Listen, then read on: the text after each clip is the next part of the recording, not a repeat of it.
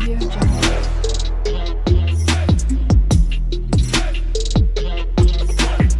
Audio Jungle. এবার মাদক সম্পৃক্ততায় দেশের শীর্ষস্থানীয় কয়েকজন নাট্যাভিনেত্রী ও মডেল কন্যা ফেসে যাচ্ছেন। বর্তমানে দেশের শোবিজ অঙ্গনে যাদের জনপ্রিয়তা তুঙ্গে, এদের মধ্যে আনাতোনি কেলি, সাফা ওরফে সাফা কবির এবং মুমতাহিনা চৌধুরী ওরফে টয়ার বিরুদ্ধে মাদক সম্পৃক্ততার অকাট্য প্রমাণ পাওয়া যায়।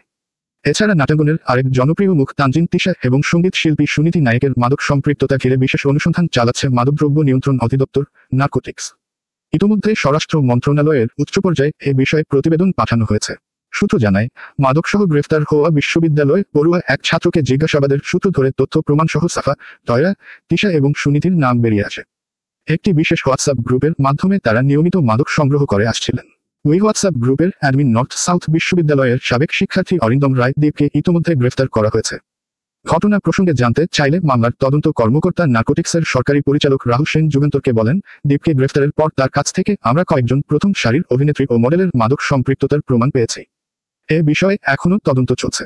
তদন্ত শেষে সংশ্লিষ্টদের বিরুদ্ধে আইনগত ব্যবস্থা নেওয়া হবে। নার্কোটিক্স বলছে, মাদক সম্পৃক্ততার অভিযোগে নর্থ সাউথ বিশ্ববিদ্যালয়ের মার্কেটিং বিভাগের সাবেক ছাত্র দীপের ওপর বিশেষ নজরদারি করা হয়। দীর্ঘদিন ধরে তার গতিবিধি অনুসরণের ধারাবাহিকতায় 17 অক্টোবর ঢাকা বিমানবন্দরে গ্রেফতার হন দীপ। এ সময় তার কাছ থেকে বিপুল পরিমাণ সীসা, এমডিএমএ, এলএসডি ও সহ বেশ কিছু মাদক উদ্ধার করা হয়।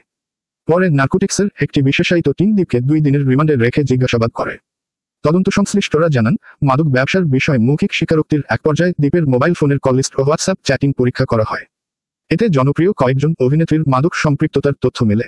এমনকি তাদের পক্ষ থেকে দেওয়া মাদকের অর্ডার সংক্রান্ত কয়েকটি সুনির্দিষ্ট হোয়াটসঅ্যাপ চ্যাটিং রেকর্ডও পাওয়া যায়।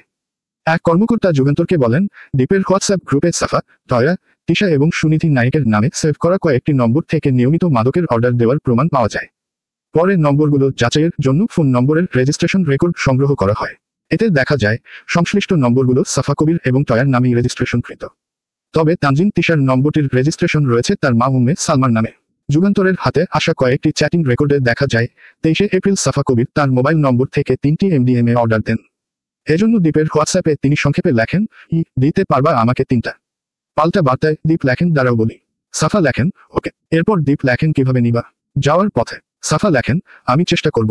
এছাড়া 5 সেপ্টেম্বর আরেক চ্যাটিংয়ে মাদকের অর্ডার দেন অভিনেত্রী টয়া। তিনি সাংকেতিক ভাষায় লেখেন, লাগবে 5টা। ফিরতি বার্তায় দীপ লেখেন, ফর বাংলা ফ্রুট।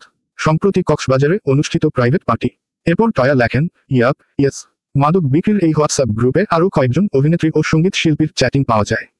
এদের অন্যতম হলেন অভিনেত্রী তানজিন তিশা এবং সঙ্গীত শিল্পী সুনীতি নায়েক। চ্যাটিংয়ে সুনীতি নায়েক কয়েকটি ব্র্যান্ডের এমডিএমের প্যাকেট শেয়ার করে অর্ডার দেন। নার্কোটিক্স বলছে, ভারতীয় নাগরিক সুনীতি নায়েক দীর্ঘদিন ধরে মাদকাসক্ত। বাংলাদেশের নামকরা সঙ্গীত শিল্পী এবং কোক স্টুডিওর অন্যতম উদ্যোক্তা সায়ান চৌধুরী ওরফে অর্ণবকে বিয়ে করে তিনি ঢাকায় স্থায়ীভাবে বসবাস করছেন। তবে সম্প্রতি অর্ণবের সঙ্গে তার বিচ্ছেদ হয়েছে এমন কথা বিভিন্ন মিডিয়ায় শোনা যায়। তদন্ত সংশ্লিষ্টরা জানান, দীপ গ্রেফতারের পরপরই সংশ্লিষ্টদের কেউ কেউ তাদের মোবাইল ফোন থেকে গোপন চ্যাটিং রেকর্ড মুছে ফেলার চেষ্টা করেন। কিন্তু এতে তারা পুরোপুরি সফল হননি। গ্রেফতারের পর তাৎক্ষণিকভাবে দীপের মোবাইল ফোনের ইন্টারনেট সংযোগ বিচ্ছিন্ন করে দেওয়া হয়। এতে মাদক কেনাবেচা সংক্রান্ত চ্যাটিং রেকর্ড মুছে ফেলা সম্ভব হয়নি। সূত্র জানায়, বর্তমানে রাজধানীর গুলশান এবং বনানীকেন্দ্রিক ধনাঢ্য পরিবারের সন্তানদের অনেকেই এমডিএম, এলএসডি এবং কুশ নামের উচ্চ আসক্তি সম্পন্ন মাদকের দিকে ঝুঁকছে। চোরাই পথে অস্ট্রেলিয়া, যুক্তরাষ্ট্র, কানাডা এবং থাইল্যান্ড সহ আরও বেশ কয়েকটি দেশ থেকে এসব মাদকের চালান আসছে। স্ন্যাপচ্যাট, মেসেঞ্জার বা হোয়াটসঅ্যাপ গ্রুপে এগুলো বিক্রি করা হয়। সংশ্লিষ্টরা বলছেন, গোপনীয়তার জন্য বিভিন্ন সাংকেতিক নামে এসব মাদক বিক্রি করা হয়ে থাকে। যেমন এমডিএম নামে, এলএসডি, এসিড এবং এক ধরনের তরল গাঁজা টিএসসি নামে কেনাবেচা হয়। ইলেকট্রিক সিগারেটের মতো ভেপ আকারে তরল গাঁজা সেবন করা হয়। মাদকদ্রব্য নিয়ন্ত্রণ অধিদপ্তরের প্রধান রাসায়নিক পরীক্ষক দুলাল কৃষ্ণ সাহা যুগান্তরকে বলেন, এমডিএমএ পরীক্ষাগারে তৈরি এক ধরনের কৃত্রিম ওষুধ। এটি অনেক দেশে এস্টাসি বা সুখানুভূতির মাদক হিসাবে পরিচিত। এটি ইয়াবার উপকরণ মেথামফেটামিনের মতোই অতি উত্তেজক মাদক। এটি মানবদেহে এমন একটি শক্তিশালী প্রভাব তৈরি করে যাতে সময় এবং উপলব্ধি জ্ঞানের বিচ্যুতি ঘটে। তবে অনেক সময় এটি শান্তি, আনন্দ, সহানুভূতি এবং এক ধরনের আত্মবিশ্বাসের বর্ধিত অনুভূতি তৈরি করে। এদিকে এসব মাদক সেবনের নেতিবাচক দিকও কম নয়। দীর্ঘমেয়াদে এটি মানুষের জীবনের স্বাভাবিক ছন্দ পুরোপুরি বিনষ্ট করে দেয়। এছাড়া ধীরে ধীরে কিডনি ও লিভার নষ্ট হয়ে যায়।